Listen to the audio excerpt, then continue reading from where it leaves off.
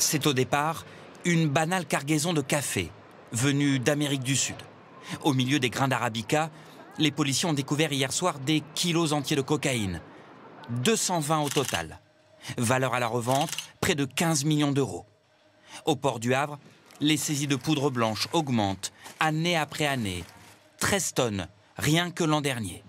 Sur place ce matin, le ministre de l'Intérieur, Bruno Retailleau, parle d'un raz-de-marée. C'est une submersion, vous avez raison. Le Havre a intensifié notamment les relations commerciales avec le continent sud-américain.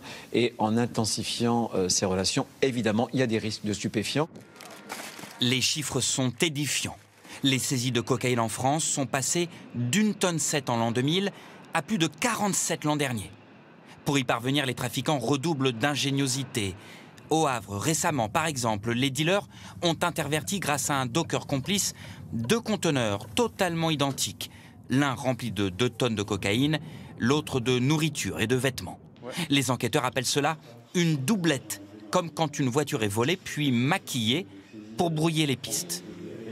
Ça nécessite quand même une logistique derrière, avec un système parfaitement rodé et une parfaite doublette avec un conteneur qui avait les mêmes caractéristiques, la même signalétique que le conteneur qui clonait en fait. Une cellule d'enquêteurs au sein du port du Havre va donc être créée. Objectif, lutter contre un trafic dont le chiffre d'affaires annuel en France dépasse les 4 milliards d'euros.